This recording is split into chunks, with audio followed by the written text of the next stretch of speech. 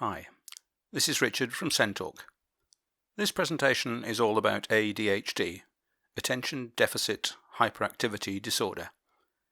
We're going to be looking at some of the myths that have developed about ADHD. You may hear these from friends, family, even at school. And then we're going to look at some of the real facts behind ADHD and how it affects people.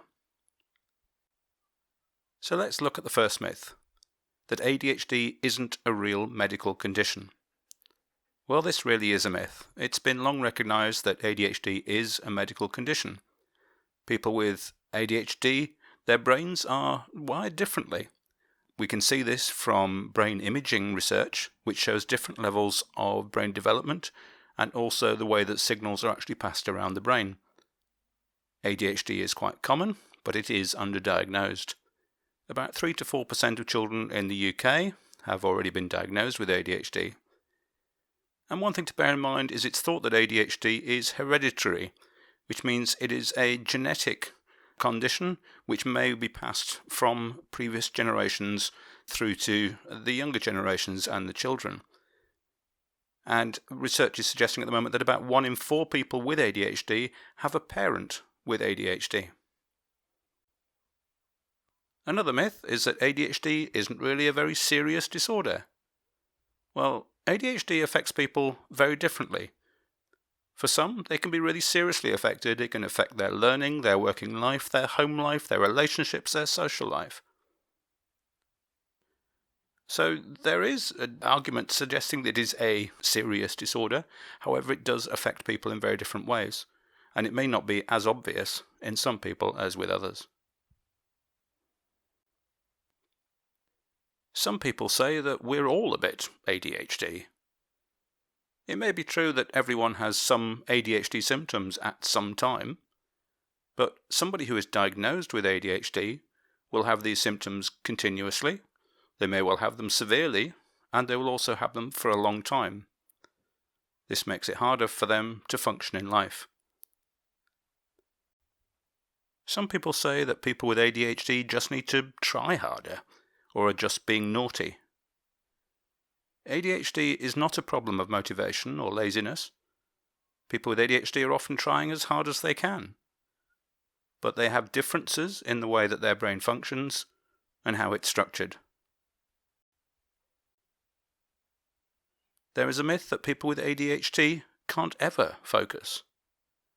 Yes, it is true that people with ADHD have trouble focusing, but if they're very interested in something, they may focus on it intensely, what is referred to as hyperfocus. Some are very easily distracted, but equally they can't pull themselves away from something that they really like. They may well have trouble focusing on things that they find boring. There is a myth that all children with ADHD are hyperactive. This is something of a stereotype. The children are seen to be racing around, can't stop moving. But not all people with ADHD have hyperactivity. And indeed, the hyperactivity may go away or reduce as they get older.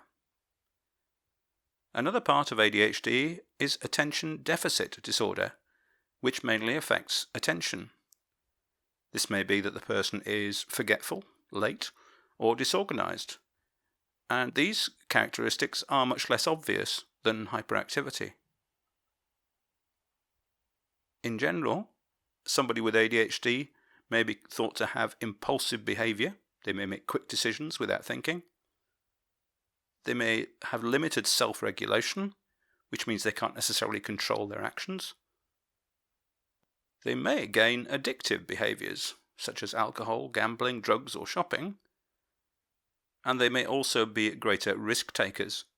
They're more prone to putting themselves at risk. There is a myth that only boys have ADHD. Well, there's now a growing number of girls and women who are being diagnosed with ADHD, whether they are hyperactive, impulsive, or inattentive. It's true that boys are more than twice as likely as girls to be diagnosed, but that obviously doesn't mean that girls don't have it. Girls are possibly more likely to be overlooked and remain undiagnosed. ADHD is seen by some as a learning disability, but that is not the case. ADHD symptoms may get in the way of learning, but somebody with ADHD may have no difficulty in reading, writing, maths, or comprehension. It is true that learning disabilities may co-occur. Somebody with ADHD may have additional learning disabilities, but that's something quite different. People with ADHD may well need some help at school or work, but that is in itself not a disability. There is a myth that children with ADHD will outgrow it. Most children don't totally outgrow ADHD. Their symptoms may change as they get older, but that change may be a reduction or an increase. With some, the symptoms may appear to disappear. Medication may make it easier for them. Also, children are less able at hiding the symptoms. When they get older, adults may be able to adapt their lifestyle or negotiate situations to make things better. They may be able to learn ways to manage them. Adults may develop coping strategies and do things which are more compatible with their ADHD, but that's not outgrowing them. Some say that ADHD is a result of bad parenting or bad diet. We've already seen that ADHD is caused by brain differences, so this will not be affected by how somebody is brought up or what they might eat. Somebody's fidgeting, their impulsivity, or their lack of ability to listen is assumed to be some sort of lack of discipline, but these are actually signs of a medical condition, not the result of something their parents did or didn't do. There is also a myth that ADHD people can't go on to have successful careers. But there are now a large number of highly successful people who have ADHD diagnoses. These include the entrepreneur Richard Branson, singers will.i.am and Justin Timberlake, comedian Rory Bremner, actors Emma Watson and Matt Smith, chef Heston Blumenthal, and I could go on. Some people say that it is possible to cure ADHD with medication, or at the other extreme they say that ADHD medication can be harmful. The research shows that ADHD medication is generally safe. It can help to manage symptoms, but it doesn't cure the ADHD. It may enable somebody with ADHD to focus and fulfill their potential. ADHD medication isn't some form of tranquilizer to dull down somebody's abilities. In fact, sometimes stimulants are prescribed to address the underactivity in certain parts of the brain. Much of this medication lasts as long as it is in the body, so therefore when somebody is taking the medication, it may wear off after a period of time. Like many medications, it can have side effects, which need to be monitored and adjusted, but the medication may not be needed forever. For that reason, people with ADHD on medication may be offered a medication holiday when they stop taking their medication, and they are then assessed to see what their ongoing requirements might be. I mentioned earlier that people with ADHD may have a greater chance of being involved with illegal drug use or addiction due to their impulsive behaviour. However, that is unrelated to ADHD medication. There's also a myth that if you've got ADHD, you can't have any other neurodiverse condition. But like many other conditions, ADHD is a spectrum. It overlaps with many other conditions. They coexist or they have a comorbidity. The challenges that any one person may experience may be associated with only one of those conditions. And for example, if they are also on the autistic spectrum, then their ADHD may actually be missed. The symptoms overlap with anxiety, depression, autism, dyslexia, dyspraxia, substance misuse, or personality disorder.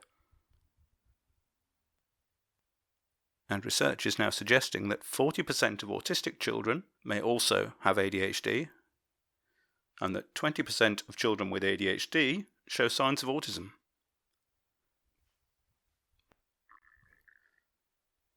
So hopefully that has dispelled some of the myths about ADHD, So let's look at what ADHD really is. It is a lifelong neurological condition. Somebody's brain is wired differently and operates differently. It affects all nationalities, ages, cultures, religions, and social backgrounds. People with ADHD experience a wide spectrum of characteristics. The challenges it brings to somebody with ADHD are mainly to do with their ability to make decisions and to focus. We've seen that it has a lot of overlap with other neurological conditions, such as autism and dyslexia. Somebody with ADHD may need longer to process information. It may make it difficult for them to shift attention between different tasks. They may have poor memory and recall. They may have difficulty managing emotions. But they may have highly focused interests. Somebody with ADHD may seek sensory inputs. That might be a weighted blanket, maybe a fidget spinner to play with in their hands, or it might be a cushion with a particular texture. They may want to move around a lot more. They may need a structured timetable to know what they're doing in what order. They may benefit from being given previews of what is coming up, what their timetable is for the day. It may be useful to check if they've understood the instructions that have been given to them, and those instructions would benefit from being broken down into short chunks. And you can actually also encourage them to move around, move to somewhere else, or give them something to sit on which allows them to move around. With ADHD comes a lot of positive traits. We've mentioned the hyperfocus, where they can focus on something for a long period of time in great detail. People with ADHD can be very creative and inventive.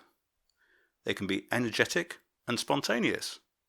They can also be risk takers. And, as we said before, they are all different. We hope you found that useful to describe some of the myths and facts about ADHD. SEN Talk provides a wide range of advice, resources, and activities for parents and children with a broad range of special educational needs. So please do contact us if you need any further information.